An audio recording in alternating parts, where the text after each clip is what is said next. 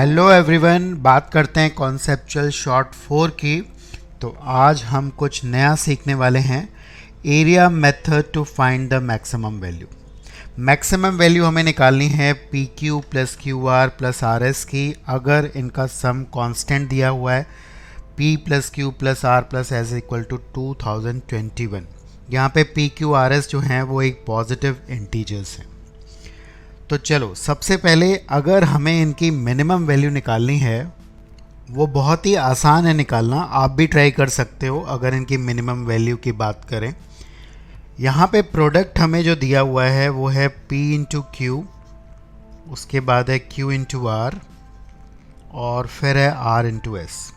अगर कोई कंडीशन नहीं दी जाती, यहाँ पे सम जो है वो 2021 है, अगर हमें कोई कंडीशन नहीं दी जाती कि सम कितना है, तो मिनिमम इंटीग्रल वैल्यू जो पॉजिटिव हम डाल सकते थे वो 1 डालेंगे, तो उस समय पे हमारे पास मिनिमम वैल्यू आ जाएगी, that is equal to 3। But क्योंकि सम जो है वो कांस्टेंट दिया हुआ है, तो उस केस में मिनिमम वैल्यू ये नहीं होगी। इस केस में हम क्या कर सकते हैं कि अगर हम किसी 3 वेरिएबल्स को 1 1 1 रख दें और बाकी जो है वैल्यू डेट इज़ 2018 हमारे पास रह जाएगा, क्योंकि सम 2021 है। तो इस केस में हम सोच पा रहे हैं कि 2020 जो होगी हमारी मिनिमम वैल्यू हो जाएगी। अगर आप रेंडमली चेक करेंगे, कोई और वैल्यूज़ रखेंगे, तो वो आपको बड़ी वैल्यू देगा। तो मिनिमम वैल्यू निकालना डेफिनेटली ईजी है। तो अब हम बात करने वाले हैं मैक्सिमम वैल्यू की। तो मैक्सिमम वैल्यू के लिए हम लोग थोड़ा सा इसको ऑब्ज़र्व कर सकते हैं। यहाँ पे आप ये देख सकते हैं कि Q और R का प्रेजेंस जो है वो 2 बार है, डैट मीन्स इसका वेटेज जो है वो ज़्यादा है, और P और S जो है वो एक ही बार आ रहा है। तो एक हिट एंड ट्रायल हम कर सकते हैं कि हम P और S को एक मिनिमम वैल्यू अलॉट कर दें। डैट मीन्स मान लो P और S को अगर हम 1 और 1 रख देते हैं, तो Q और R का जो सम हो जाएगा वो हमारे पास हो जाएगा 2019। अब इस एक्सप्रेशन की वैल्यू अगर हम देखें P और S को 1 रखने के बाद, ये आ जाएगा Q plus Q R plus R। अब Q प्लस R तो डेफिनेटली 2019 है, तो ये आ गया हमारे पास एक्सप्रेशन। अब इसकी अगर हमें मैक्सिमम वैल्यू चाहिए, Q और R का सम 2019 है, तो आपको पता है कि अगर सम कांस्टेंट होता है तो प्रोडक्ट की वैल्यू मैक्सिमम तब होती है जब दोनों की वैल्यू इक्वल हो। लेकिन वैल्यू हम इक्वल नहीं रख सकते, बिकॉज वैल्यू इक्वल रखने पर Q और R दोनों इंटीजर्स नहीं होंगे। तो उस केस में हम लोग थोड़ा सा अनइक्वली डिवाइड करेंगे। 2019 को हम 2 पार्ट में डिवाइड कर सकते हैं। एक को हम लोग जस्ट हाफ से बड़ी वैल्यू देंगे और दूसरे को थोड़ी सी कम। डैट मीन्स Q की वैल्यू अगर हम रख देते हैं 1009 और R की वैल्यू अगर हम रख देते हैं 1010, तो इस केस में हमें मैक्सिमम वैल्यू मिल सकती है। अभी कैलकुलेट करने पर ये जो वैल्यू आ रही है हमारे पास 1021109 आ रही है। बट ये मेथड बहुत ही रफ है, हमने कुछ एनालिटिकल तरीके से इसको किया है, हो सकता है कि इससे बड़ी वैल्यू हमें मिल जाए।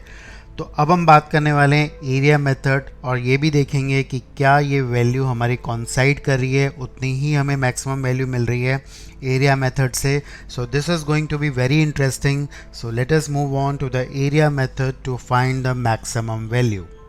तो इसके लिए मैं एक रेक्टेंगल कंस्ट्रक्ट करने वाला हूँ जिसकी विड्थ और लेंथ जो है वो P और Q है।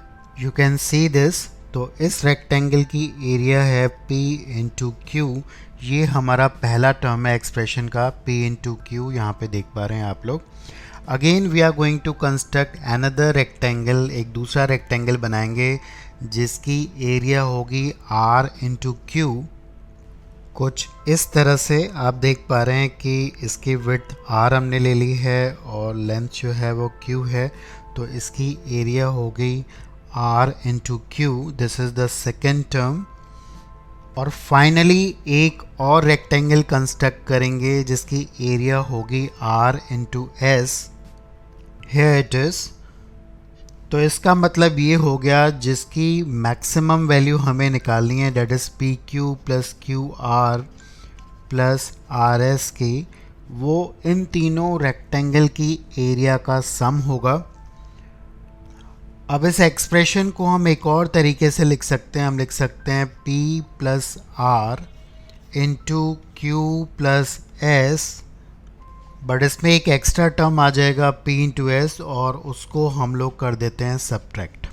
अब इसको हम ज्योमेट्रिकली विजुलाइज कर पा रहे हो, देखो ये जो है ये बड़े रेक्टेंगल की एरिया है, you can visualise this is the rectangle. अब बिगर रेक्टेंगल जिसकी एक साइड आप देख पा रहे हैं Q प्लस एस है और दूसरी जो है वो R प्लस P है, तो ये बड़े वाले रेक्टेंगल की एरिया है और ये हमारा जो रह जाता है वो है PS। तो इस बड़े रेक्टेंगल की एरिया में अगर इस छोटे वाले रेक्टेंगल की एरिया सब्ट्रैक्ट करते हैं तो ये है इस एक्सप्रेशन का मतलब। अब हमें इन तीनों की एरिया, डैट मीन्स हमें P Q plus Q R plus R S का सम अगर मैक्सिमाइज करना है तो हम कह सकते हैं कि इस शेडेड वाले रेक्टेंगल की एरिया को हमें सबसे कम करना पड़ेगा। अगर हम इसको छोटे से छोटा रखेंगे तो हमें इस कंप्लीट एक्सप्रेशन की वैल्यू जो होगी वो मैक्सिमम मिलेगी, बिकॉज ये सब्ट्रैक्ट हो रहा है यहाँ पे।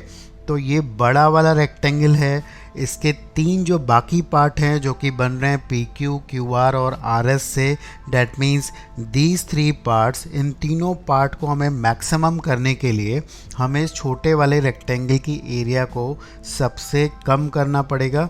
तो उस केस में हम क्या कर सकते हैं, बिकॉज पी और एस हमारे पास क्या है, positive integers, so in that case what we can do, हम इसकी वैल्यू 1 इंटू 1 यानी कि रेक्टेंगल की एरिया जो है वो 1 स्क्वायर यूनिट रख सकते हैं।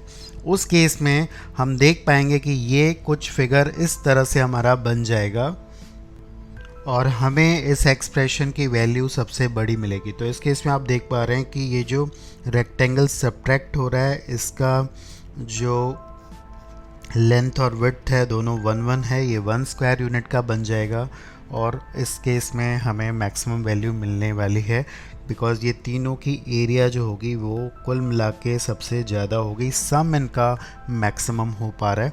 तो ये जो एक्सप्रेशन हमारा चेंज होके आ जाएगा, बिकॉज P और Q 1 हो चुका है, P और S एक्चुअली 1 हो चुका है, तो ये एक्सप्रेशन हमारा कुछ ऐसा बन जाएगा -1।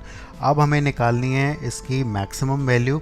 अब ये आसान होगा, बिकॉज P और S अगर हमारा 1 हो चुका है तो Q प्लस R की वैल्यू हमारी हो चुकी है इस केस में, बिकॉज सम था 2021 तो इनका सम हो गया है 2019 और इसकी वैल्यू हम मैक्सिमम अब निकाल सकते हैं। इफ़ यू एक्सपैंड दिस, अगर हम इसको एक्सपैंड करें तो ये हो जाएगा 1 plus R plus Q plus Q R -1।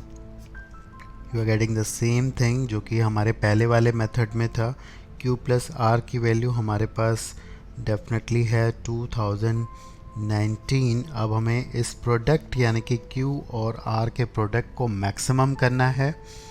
And again you know it well, आप जानते हैं कि प्रोडक्ट मैक्सिमम तब होगा अगर सम कांस्टेंट है तो दोनों की वैल्यू इक्वल होगी, लेकिन यहाँ पे दोनों की वैल्यू इक्वल इसलिए नहीं हो सकती बिकॉज अगर दोनों इक्वल होंगे, दोनों इवन इंटीजर्स होंगे तो सम इवन होगा, दोनों ऑड होंगे तब भी सम इवन होगा, बट यहाँ पे सम जो है वो एक ऑड इंटीजर है। तो इस केस में हमें अगर इसका जस्ट हाफ करेंगे तो डैट विल बी 1009.5।